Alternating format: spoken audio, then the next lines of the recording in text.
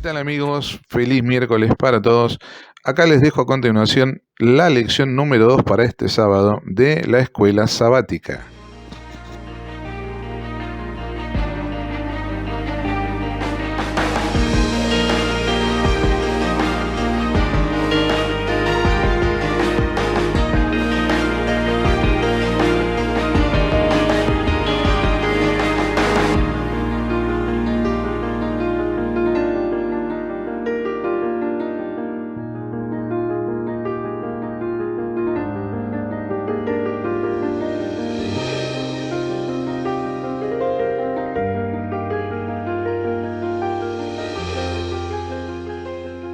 Queridos amigos, de nuevo con vosotros otra semana más.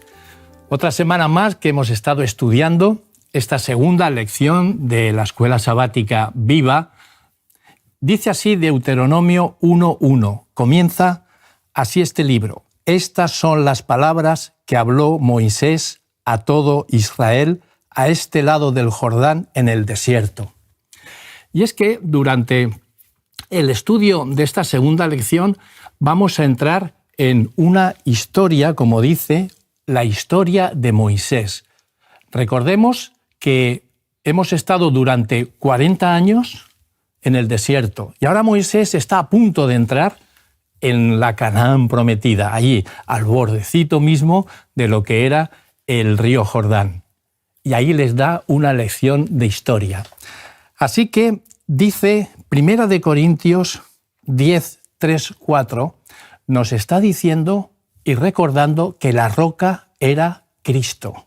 Y allí tuvo muchísimo que ver aquella roca, ¿no?, en la cual emanaba agua. ¿Qué papel juega Cristo en el origen, historia y restauración final de la humanidad? Bueno, la palabra de Dios es muy clara sobre esto, ¿verdad? Podríamos decir que la palabra de Dios es como una mina y Jesús es la veta de oro. Y realmente pues, nos encontramos a Jesús en la creación, ¿verdad? Y tenemos textos bíblicos que prácticamente acompañan su ministerio. Él es creador, Él da, dice en Colosenses, consistencia a todas las cosas. Y luego tenemos, textos, por ejemplo, sobre todo en Romanos, quizás es un texto que es especial porque sintetiza muy bien lo que es la labor de Jesús en relación con la humanidad. Dice el versículo 34 del capítulo 8 de Romanos, ¿quién es el que condena? Cristo es el que murió, más aún, el que también resucitó, el que además está a la diestra de Dios, el que también intercede por nosotros. O sea, realmente el ministerio de Jesús es un ministerio amplio, profundo, extendido en el tiempo, desde la creación hasta la redención final, hasta la salvación, ¿no? Bueno, y luego la venida de Jesús, ¿no?, cuando Él viene, ¿no?, que ya se consuma la salvación. Yo creo que aquí lo importante es comprender lo que Jesús ha querido hacer y hace por la humanidad, pero sobre todo y de una forma particular, lo que Jesús quiere hacer por cada uno de nosotros, ¿no?, lo que Jesús hace por cada uno de nosotros como esa parte pequeñita de la humanidad. Interesante, ¿no?, lo que dice nuestro compañero Antonio, pero siguiendo por esta misma línea, Alberto, ¿cuál es el perfil fundamental de Moisés como intercesor en todo el Pentateuco? Bueno, si Cristo es el centro del Antiguo y del Nuevo Testamento, es la realidad, es el antitipo. Hay muchos tipos en el Antiguo Testamento. Algunos de esos tipos son personales, otros son rituales. Hay muchas cosas. A mí me ha parecido siempre un estudio apasionante el evaluar los tipos y los antitipos, sin confundirlos. Porque a veces el tipo, el símbolo, la figura, se ha convertido en lo más importante. Ajá. Y no es esa la realidad. De ahí que Moisés es un tipo de Cristo, como los hay otros, como puede ser Abraham también, como lo puede ser incluso Isaac y muchos otros. Entonces, el perfil de Moisés como intercesor, a mí hay un aspecto que me interesa más que ningún otro, porque a Moisés en los libros de historia a veces se lo clasifica como legislador, como libertador. Vale, bien. Pero primero es un instrumento de Dios que demuestra hasta qué punto llega a ser un representante del Hijo de Dios, del Salvador en la tierra, que Él intercede por su pueblo ofreciendo su propia vida, ofreciéndose en lugar de su pueblo. Si eso, perdonad que me ría, pero es una cosa muy seria. Si los políticos, si la gente que dirige nuestro mundo hoy, de un partido o de otro, entendieran que el fundamento de su servicio está en llevar su vida hasta el punto de entregarla por amor de sus conciudadanos, bueno, primera cuestión, no sé cuántos se seguirían sentando en el Congreso de los Diputados o en el Senado o dirigiendo las distintas administraciones. Creo que quedarían pocos. Pero a lo mejor sería una pregunta, ¿estaría usted dispuesta, como hacían en la mili, estar dispuesto a dar hasta la última gota de tu sangre por España? Haciendo un paréntesis y te dejo por ahí, efectivamente, el cargo de ministro, si ellos supieran... Servidor. ¿No? ¿Qué significa la palabra ministere? ¿No? Servir. Servir. Entonces se darían cuenta de que están puestos ahí para servir al pueblo, no para que el pueblo les sirva. Y yendo por esa línea, Alberto, que estabas comentando del tipo y antitipo, siempre los pastores hacemos un esfuerzo mental para que podamos distinguir esos tipos del antitipo, y como tal lo estamos transmitiendo también a nuestras iglesias, para que ellos vean que el Antiguo Testamento, todo lo que pasó allí es cierto, ocurrió. Y este hecho que comentabas de Moisés, que su propia vida dice, no bates al pueblo, yo me entrego. Esa manera de ver las cosas que ocurrían en el Antiguo Testamento, podemos ver también a dónde nos llevan, al antitipo, ¿no? Entonces vemos que nosotros estuvimos en un Egipto espiritual, esclavizados, pero vino uno, Moisés, nos salvó, y ahora estamos en ese desierto. Esos 40 años que pasaron, ese tipo, nosotros lo estamos pasando ahora. Y como comentábamos la semana anterior, Antonio, estando en la ribera mismo del río Jordán, estamos muy próximos a entrar a lo que es el Canaán, esa tierra prometida. Así que nosotros debemos de ir viendo que las figuras del Antiguo Testamento nos indican cuál es ese símbolo que nos muestra ese Nuevo Testamento. Y desde luego, por lo que estamos comentando ahora de Moisés, ¿no? A mí una cosa que me llama mucho la atención, ¿no? Es lo que referías, Alberto, ¿verdad? Estar dispuesto a dar la vida, ¿no? Ahí hay un instinto de supervivencia, es una línea muy marcada, que solo se suele romper por seres muy amados. Por ejemplo, si a un padre le dices tu vida o la de tu hijo, pues un padre, una madre no tiene que pensarlo 3 segundos, dice yo entrego la vida. O sea, ese salto de romper el instinto de supervivencia tiene que ser porque la otra persona tiene un significado, un valor para ti realmente impresionante, ¿no? Y entonces Jesús realmente se ve reflejado en Moisés, ¿no? en ese tipo, ¿no? Hay una cosa también que me gusta mucho de Moisés en este aspecto que estamos diciendo como intercesor, y es que en psicología, por ejemplo, se habla mucho del papel del mediador, ¿no? Ya no solo el intercesor, sino el mediador, ¿no? Y entonces, realmente, Moisés es también un muy buen mediador, porque mira por el interés de las dos partes. O sea, intercede por el pueblo, pero ¿verdad que recordamos cuando está delante de Dios? Dice, bueno, ¿qué van a pensar los pueblos y tal? ¿Van a creer que no has sido capaz, que los sacaste? Que tal? O sea, es realmente bonita, ¿verdad?, la imagen esa de intercesor y mediador. Y en ese sentido es el camino que une el Padre y el Hijo, o sea, nosotros como pueblo, ¿no? O sea, ahí está esa figura de Moisés, realmente es muy bonita. Qué precioso es ahondar en todo lo que es este libro, porque nos da las claves para poder descifrar, descubrir todo lo que nos revela el Nuevo Testamento. Y, Alberto, ¿por qué, hablando ya de profecías cumplidas, por qué los 40 días posibles del éxito que les costaba llegar hacia la tierra prometida se transformaron en 40 años. ¿Qué pasó? Bueno, la historia de Cades Barnea es una historia muy interesante que a lo mejor nos puede sugerir aplicaciones o lecciones para nosotros hoy. ¿Por qué Jesús no ha vuelto? Plantearnos por qué Jesús no ha vuelto. Elena White llega a decir que si los cristianos hubiéramos cumplido con nuestra obligación, con nuestro deber de dar testimonio de nuestra fe al mundo, Cristo ya habría venido. Bueno, la cuestión de los futuribles es una cuestión filosófica muy, muy compleja, muy complicada, así que lo vamos a dejar de lado. Pero lo que nos demuestra es que la gente, que son millones de personas, que salen de Egipto, los israelitas que salen de Egipto y que decíamos la semana pasada no conocían realmente a su Dios, habían perdido de vista, pues empiezan a conocerlo, es verdad. Aceptan cosas, es verdad. Pero hay otras en las que dudan, en las que se rebelan. Y yo no digo que la duda, no creo que ni desde el punto de vista teológico ni moral, no creo que la duda sea pecado ni rebelión.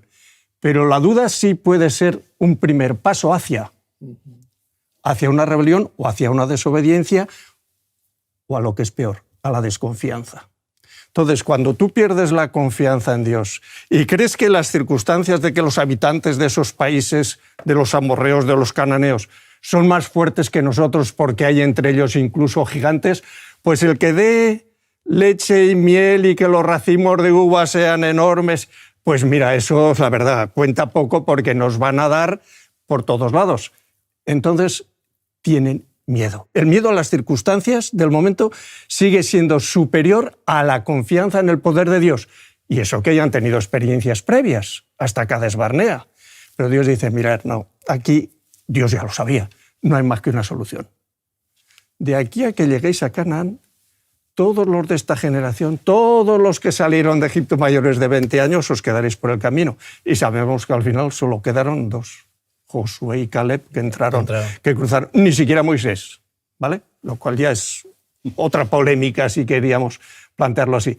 Pero en la justicia de Dios tiene que hacer sobre todo que el pueblo sobreviva.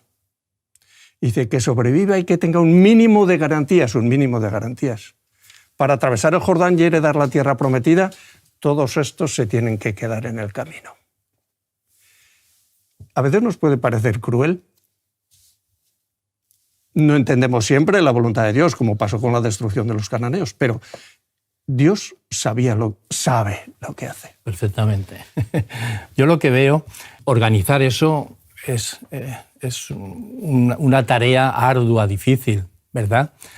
Pero sí que veo allí que hay una organización, pues, estilo militar, ¿sabes? Bueno, y procediendo de donde procedo, pues yo lo veo claramente, porque lo que se le ocurre a Moisés primero es vete y envía a la sección contraespionaje a aquella nación a ver qué es lo que ves.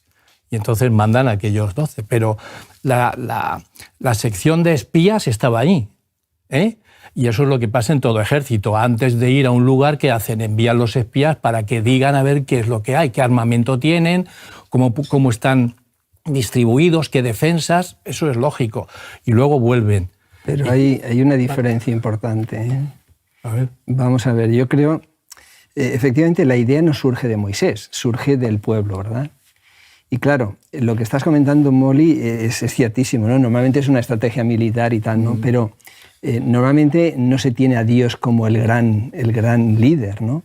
Dios había explorado la tierra ya. Dios la había explorado. Sí, no hacía falta que fueran 12 allí a explorar y decir y tal. No, es un acto de desconfianza, En términos humanos sería normal, pero en términos divino-humanos no. Y entonces esa desconfianza es la que realmente pues, destruyó al pueblo, ¿no? Y a mí me llama la atención cuando estábamos comentando ahora el tema de que por debajo de los 20 años es que podrían...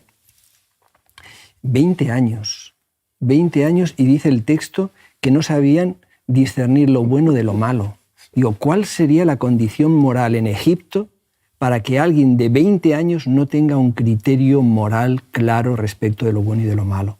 O sea, realmente Dios tenía que conducir un pueblo en unas condiciones morales, éticas, espirituales muy, muy complicadas, muy difíciles. Bueno, yo, si me permites, tú has hecho psicología y sabes esto muy bien. Todos estamos subordinados, sometidos a nuestras vivencias, a nuestras experiencias, mucho más que a nuestra genética. Y la experiencia que ellos habían vivido, pues era la que era, de esclavos. ¿Cómo los esclavos van a pensar en libertad de conciencia? ¿Os imagináis que a alguno de ellos se le iba a ocurrir que tenían libertad de conciencia y que Dios era amor sobre todas las cosas y que iba a hacer un pacto con ellos fundamentado en el amor? Bueno, hombre, eso era pedirle peras al olmo. Y Dios ya lo sabía, todo esto ya lo sabía. Y estaba en el pensamiento de Dios desde antes de que salieran de Egipto, por supuesto. Era pedirles un imposible. La cuestión, ¿cómo los iba a juzgar Dios o cómo juzga Dios al ser humano? En función de sus circunstancias. Y no puede juzgar Dios a gente que viene de 7 u 8 generaciones de esclavos, claro, que a nosotros que tenemos la Biblia aquí a nuestro alcance y en castellano y podemos leer, entender, hablar, predicar en libertad en la mayor parte del mundo, no en toda, pero en muchas partes del mundo, en la mayoría. Yo me alegro mucho de que Dios se adapte a esas circunstancias y que nos juzgue según las circunstancias de cada uno. Lo cual implica, y termino, que no sirve absolutamente de nada el que nos comparemos y nos juzguemos los unos a los otros, porque cada uno tiene su circunstancia. De nada, exactamente. Ahí donde íbamos es que en esos 2,5 millones que salieron, la organización que debían de tener era, bueno, pues bastante exhaustiva, porque organizar a 2,5 millones de personas que han salido de una esclavitud, eso, bueno, yo me imagino allí cómo andaba todo, ¿no? Bueno, pues aquí vemos el tipo, ¿no? El tipo es que había que organizarlos, ¿no? Y después, bueno, pues veremos que también hay una organización por parte de Moisés, que está sugerido por su suegro. Pero mi pregunta es, dirigido al antitipo, en nuestra Iglesia también debería de haber una organización que delimitara, que marcara a todo el pueblo unas líneas de actuación para llevar a cabo una misión. Bueno, realmente, ahora que has hecho referencia a la de la psicología, Alberto, realmente la organización es absolutamente indispensable, no para un pueblo, para una persona, para un ser humano. Si no tenemos una cierta organización es imposible alcanzar objetivos. Uh-huh. Entonces, en el caso del pueblo, efectivamente, lo que está diciendo Molly, salen allí 2 millones de personas, 2 millones y pico de personas, y realmente, menos mal que aparece Jetro, ¿verdad? Y le dice, oye, que por ahí vas al precipicio. Y entonces ahí se empieza a organizar la Iglesia, bueno, la Iglesia, el pueblo de Israel, ¿no? Y me gusta mucho la idea de que los grupos más pequeños eran de 10.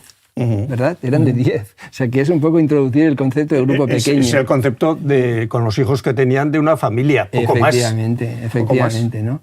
Y entonces, bueno, pues ahí empieza a funcionar mejor el pueblo, ¿no? Y desde luego, evidentemente, nuestra Iglesia en la actualidad no podría tener hospitales, no podría tener colegios, universidades, etcétera, si no hubiese una organización. Por eso llegó un momento en 1863 que ya se entendió que no se podía ir de una forma más o menos desorganizada, sino que había que dar un paso más y llegar a una organización. Es lo que Dios va a utilizar, ¿no? De hecho, este concepto, ¿verdad?, lo menciona Pablo en el cuerpo, la figura del cuerpo, ¿no?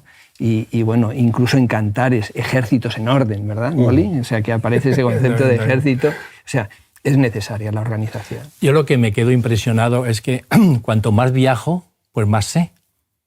Esto me lo dijo un profesor aquí en el seminario. ¿Queréis saber, queréis conocer, queréis poder disfrutar de lo que es la sabiduría? Sí, que hay que estudiar. Dice, no, viajar.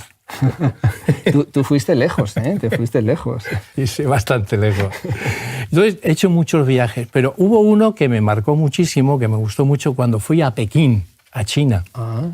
Fui allí y entonces, por el tema de la organización, cuando yo fui a Pekín, lo que me interesaba era ir el sábado a la iglesia adventista, a ver qué es lo que allí sucedía.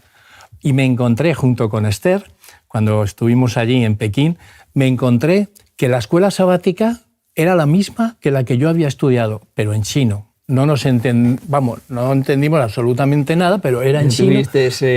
Pero que estaban allí estudiando la misma escuela sabática que yo. Escuchaba los mismos himnos que escucho aquí, en el CAS. Qué bueno. Y otra cosa muy importante, y es que me invitaron a comer. Nos invitaron a Esther y a mí, y no tuve ningún problema en decir, claro que como. Y mira que en China se come, hay que tener mucho cuidado para cuando vamos allí.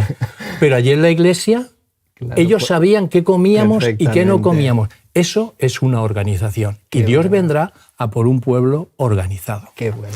Cerrando este paréntesis, si quieres hacer alguna introducción. No, yo solo puedo decir que, bueno, he sido pastor, sigo siendo pastor, aunque jubilado, pero me ha tocado estar en la administración en la iglesia 25 años, nada más, en dirección de instituciones o de campo. Podrás saber tú de esto. Hay una cosa que tengo muy claro. Donde hay seres humanos, hay errores, siempre. Aunque haya buena voluntad, ¿vale?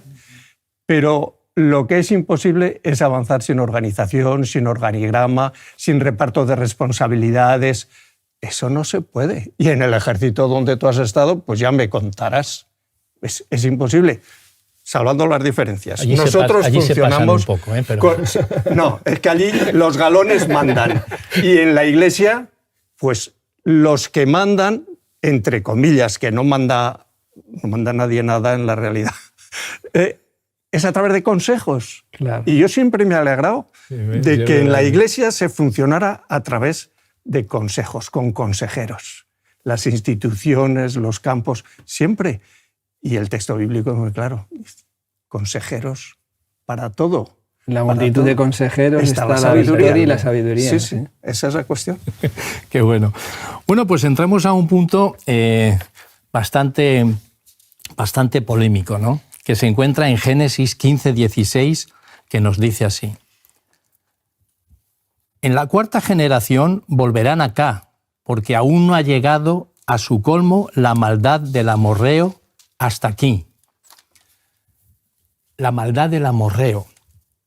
Hemos entendido muchas veces que cuando uno abre la Biblia, lee el Antiguo Testamento y vienen hermanos, viene gente, ¿no? Y diciendo, si no son de la iglesia, pues también te enfrentan, ¿no? Y te dicen, vaya Dios que tenéis, ¿no?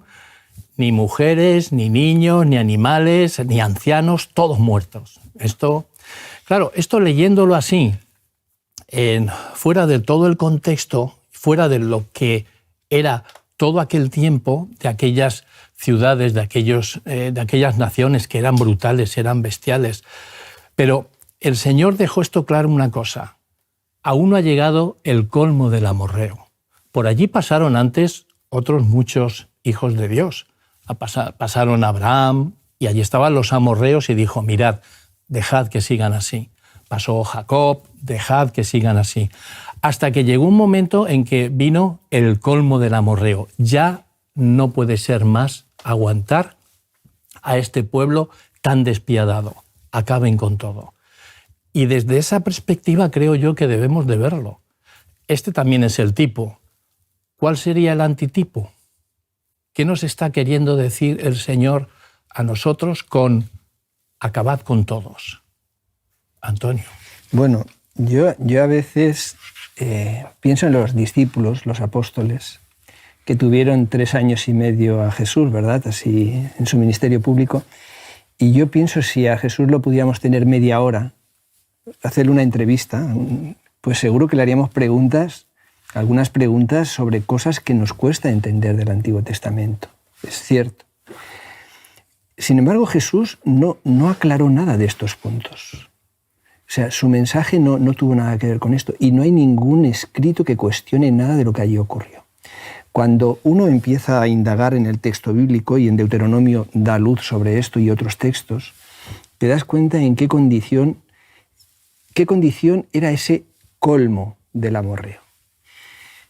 Practicaban bestialismo, quemaban a hijos e hijas a los dioses, hacían todo tipo de barbaridades. O sea, realmente el texto bíblico habla de abominaciones, hacían sacrificios a los demonios. O sea, antes comentaba un momentito, ¿no? Ese instinto del padre que daría la vida por el hijo. Cuando una persona es capaz de pasar la barrera de matar al hijo, matar a la hija, para rendir culto a los demonios, o sea, realmente era algo monstruoso. De hecho, es un término que utiliza en Deuteronomio, monstruosas abominaciones. Y realmente Dios, ante esa condición, ante esa situación, Él que su obra es la de salvar, su anhelo es el de salvar, tiene que caer en esa extraña obra, ¿verdad?, que cita en Isaías, ¿no?, la extraña obra. Y nos dice también otro texto, la destrucción decretada rebosará justicia. Y bueno, eso que es terrible, ¿verdad?, que nos cuesta, pero que vemos realmente que había una corrupción realmente extraordinaria, impresionante. Y eso, por lo que dices de tipo y antitipo, efectivamente la destrucción de Dios llegará también, llegará al final de los tiempos. Y bueno, hay textos en Apocalipsis y a lo largo de la Escritura, ¿verdad?, donde se ve que Dios tiene que hacer esa extraña obra, lo que no le sale del corazón, porque Él quiere salvar. Tú aludías, ¿verdad?, al texto de Ezequiel 18, de que Él quiere salvar al impío. Pero llega un momento en que el ser humano toma ese otro derrotero. En Deuteronomio 18, al que estás haciendo alusión también, la afirmación final dice, y por estas abominaciones Jehová tu Dios echa estas naciones de delante de ti. Toda la larga lista, tremenda. Evidentemente, cuando hablamos de destrucción, no solo de los, digamos, mayores de edad, de los adultos responsables, sino de las mujeres sometidas a los maridos, a los hombres, de los niños, de los animales, decimos, hay algo que nos queda ahí como diciendo, ¿será exagerado Dios haciendo esto? Pero tú decías, Antonio, que el Nuevo Testamento no comenta la cuestión de la destrucción de los cananeos, pero sí habla del diluvio, sí habla de Sodoma y Gomorra, y lo que queda claro es que son juicios de Dios que solo Dios puede hacer y que Dios es soberano sobre todas las cosas, aunque no las entendamos todas en detalle. Efectivamente. Bueno, la verdad es que es un estudio fantástico, fabuloso, todo lo que nos presenta este libro de Deuteronomio. Pero el tiempo concluyó, otra vez nos ha abordado el tiempo, hemos pasado aquí media hora con nuestros amigos. Así que, mis queridos amigos, nos despedimos hasta la próxima semana, que estaremos puntualmente aquí. Y recordad que no hay ninguna cosa mejor para fortalecer la inteligencia que el estudio de las Escrituras. Así es. Nos vemos la semana que viene. Un abrazo. Muy bien, muy bien.